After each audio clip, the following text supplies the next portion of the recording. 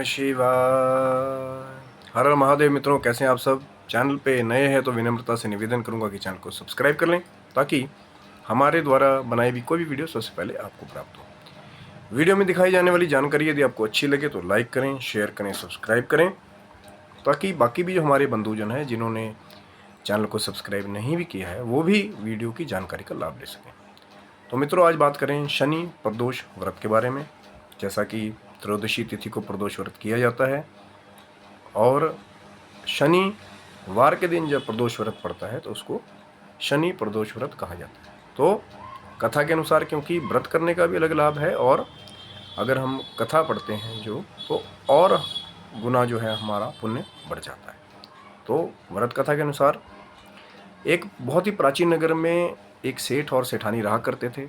सभी भौतिक संपदाओं से संपन्न और महान धनियों में उनका नाम गिना जाता था। सब सुविधाएं थी उनके पास, लेकिन प्रभु की पराकाष्ठा से, प्रभु की कृपा से उनके घर पे कोई भी संतान नहीं थी। तो सेठ और सेठानी जो है वो नित्य इस बात से दुखी रहते थे, क्योंकि सबको ये होता है कि जो हमारा धन है, वैभव है, जो संपदा है, उसको संभालने वाला कोई नहीं होगा तो बाद में क्या होगा। जो इतनी मेहनत से हमने सब कुछ कमाया है तो उसको कौन संभालेगा। और उधर बिना बच्चे के सेठानी भी परेशान रहती थी, क्योंकि अब सेठ जी तो काम पे रहते थे तो सेठानी जी घर पे रहती थी तो घर खाली खाली रहता था। क्योंकि घर में जब एक छोटा बच्चा होता है तो एक खुशनुमा माहौल होता है कि वो शरारतें करें, शैतानियाँ करें, तो सेठानी जी भी परेशान रहते थे। तो काफ़ी सोच विचार करने के बाद सेठ और सेठानी जी ने ये निश्चय किया कि हम तीर्थ यात्रा के लिए जाते हैं। हो सकता है कि तीर्थ यात्रा करेंगे तो थोड़ा पुण्य बढ़ेगा, तो हमारा कोई लाभ हो उसमें। तो उन्होंने क्या किया कि जो उनके विश्वास पात्र जो नौकर थे उनके हाथ पे सेठ जी ने अपना कार्यभार सौंपा कि मैं तीर्थ यात्रा के लिए जा रहा हूँ सेठानी जी के साथ, अब आप मेरा कार्य संभालिए। तो जब घर से सेठ और सेठानी जी तीर्थ यात्रा के लिए निकले तो थोड़ी दूर जाकर उनको एक साधु महात्मा के दर्शन हुए। और संतों का दर्शन जब हो जाता है तो बड़ी बड़ी विपत्तियाँ और बड़ी बड़ी आदियाँ व्याधियाँ भी दूर हो जाती हैं।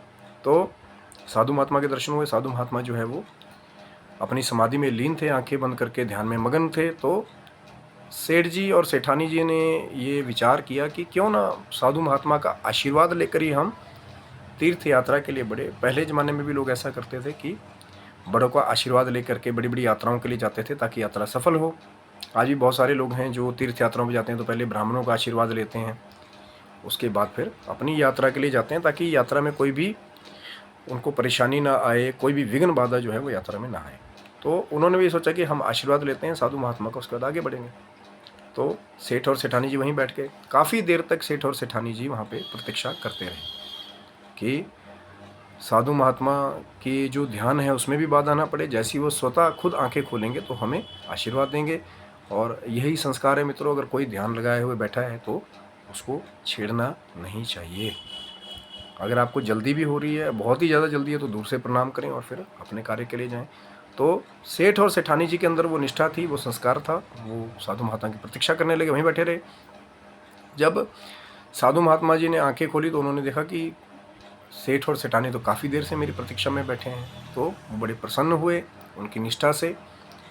और साधु महात्मा ने कहा कि मैं आपकी परेशानी जानता हूँ कि जिस संतान की आप कामना कर रहे हैं, यदि आप शनि प्रदोष व्रत करें तो फिर आपको संतान रत्न की प्राप्ति होगी।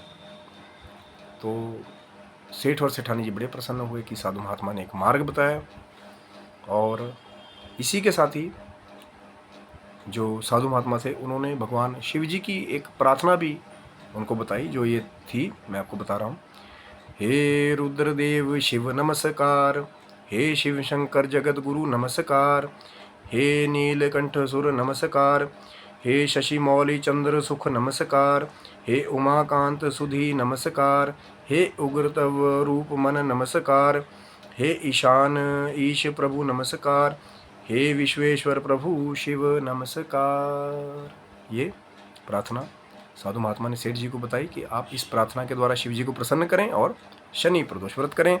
तो दोनों ने साधु महात्मा का आशीर्वाद लिया और फिर अपनी तीर्थ यात्रा के लिए चल पड़े। और कहते हैं कि कालांतर में आगे चल के जैसे ही वो तीर्थ यात्रा से वापस आए तो उनको पुत्र रत्न की, संतान रत्न की प्राप्ति हुई। तो आशा करता हूँ मित्रों वीडियो आपको अच्छा लगा होगा। ये था शनि प्रदोष व्रत से जुड़ा महात्म्य और व्रत कथा।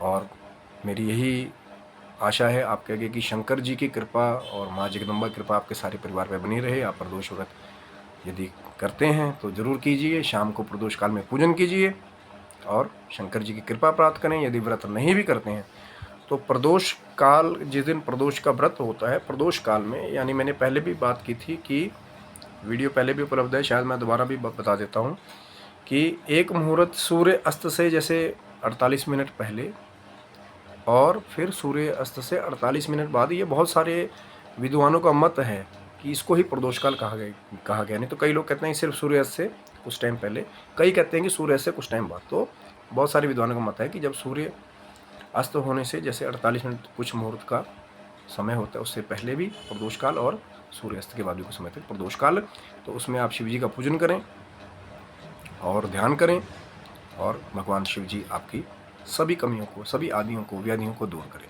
तब तक के लिए आप स्वस्थ रहें, मस्त रहें। भगवान भोलेनाथ की कृपा आपके सारे परिवार पे बनी रहे। माँ जगदम्बा आपको हर जगह विजयी करे, सही पथ पर।